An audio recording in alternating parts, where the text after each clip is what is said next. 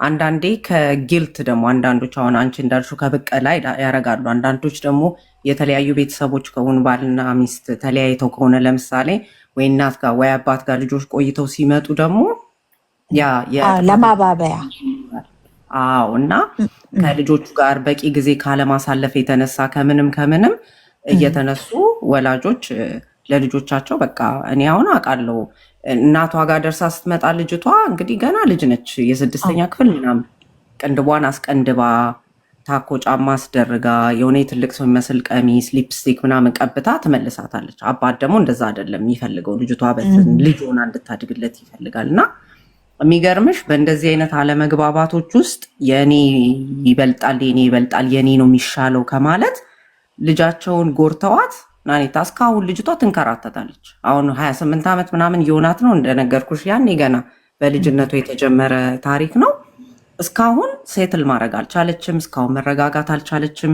ላይፏን ገባሽ ሴትል አድርጋ ሰብስባ የሆነ ቦታ አይምሯን ፕሮዳክቲቭ መሆን አልቻለችም። እና አሁን ያኛ የሚመስለን ልጆች የማያድጉ ወደፊት የማይራመዱ በህይወታቸው ላይ ይሄ ነገር ተጽዕኖ የማያመጣ ሊመስለን ይችላል። በቃ እኔ ነኝ እዚህ ጋር የምወስነው እዚህ ጋር ነው የሚያልቀው ጉዳዩ ብለን ልናስብ እንችላለን። ይሄ ነገር ግን ልጆቹን ተከትሏቸው ነው የሚሄደው። አደልቱ ውስጥ ራሱ በጣም የሚቸገሩበት ጉዳይ ነው የሚሆነው። እና አሁን የስልክ ነገር ራሱ የሚገርምሽ ልክ አሁንም ደግሞ እንደዚሁ አንድ ጣራ ስር ናቸው ስቲል ግን አይግባቡም፣ ንግግርም የላችም። ይሄ አሁን የምንሰማው አይነት ትዳር አለ አይደለ?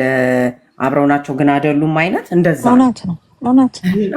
የሚገርምሽ ራሴ እሱን ነበር ላነሳው የነበረው። ሂጂ ታወሪያለሽ ስለሱ። እና የሚገርምሽ ነገር አባት አንስቶ በቃ የፈለጉትን ነው የሚገዛው።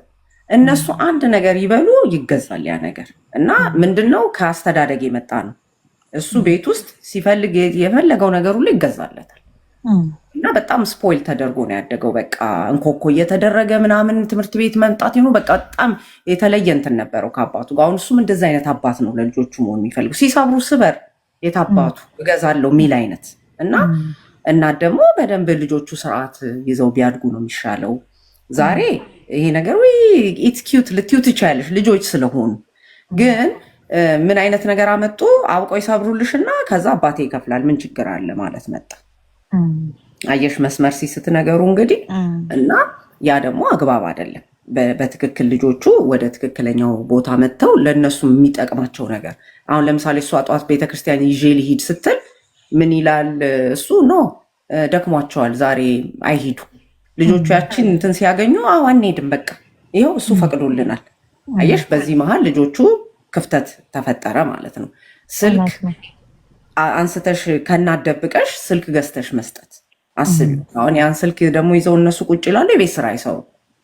መታ እናት ታያለች፣ የቤት ስራ አልተሰራም ወይ እኮ መተሽ ደግሞ ማገዝም አንድ ነገር ነው አደለ? ቤት ውስጥ ቁጭ ብለሽ አይ ስልካችሁን ቁጭ አድርጉ፣ በዚህ ሰዓት ነው ስልክ የሚፈቀደው እንጂ በዚህ ሰዓት አይፈቀድ ምናምን አትይም።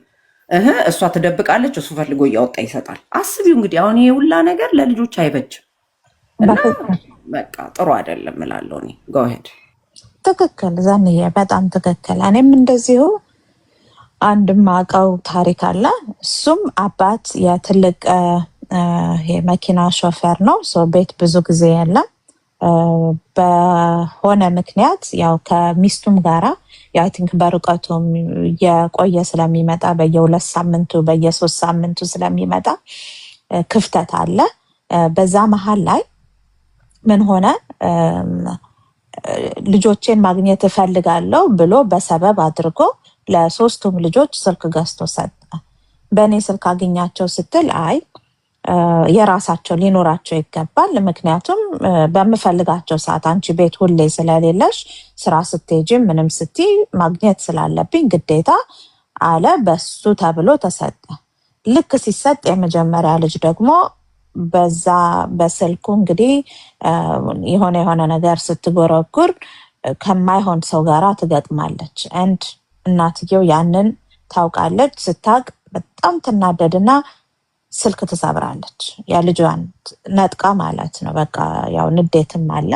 ስትሰብር ምንድነው ለአባቷ ስትናገር በቃ እንደዚህ ነው ይሆናልብሽ፣ ሂጂና ለትምህርት ቤትሽ እንዲህ ሆኗል ብለሽ ንገሪያቸው ብሎ ለልጅቷ ይነግራታል። ሲነግራት ያው እዚህ ሀገር እንግዲህ ዲስትሮይንግ ፕሮፐርቲ ተብላ የልጆቹን ምን ሆነ ማለት ነው ተጠራች። ሲባል እንደውም እኔንም ሁሉ ሊመታኝ ነበር ብላ ከሳት እናቷን። አሁን 3ቱም ልጆች ከእናት ተነጥለው አባት ለብቻ ወስዶ ትቷቸው በጣም በቃ የማይሆን አይነት ነገር ውስጥ ነው ያሉት። እና አንዳንዴ የምንሰጣቸው ነገር ኢቭን የዚህን ያክል ስፋት አምጥቶ እስከ ማለያየት ነገሮቻችንን ሁሉ ደግሞ እስከ ማበላሸት ሊደርስ ይችላል። እና እያወቅንበት ነው ወይ? ይሄ አንድ። ሌላ ደግሞ በቤቶቻችን ብዙ ጊዜ እንግዲህ ውጤት ተኮር የሆኑ ቤተሰቦች አሉ አይደል? 100 እንዲመጣ ወር 95 አንደኛ እንድትወጣ ኦር ሳምቲንግስ። አንደኛው ፓረንት ደግሞ እንደዚህ ስናስጨንቀው ልጃችን ጭንቀት ውስጥ ይገባብናል፣ እንዲህ ይሆናል፣ የሚችለውን ይስራ የሚል አለ። ይሄ ራሱ የመጣያ እኮ አንድ ወይ ነው።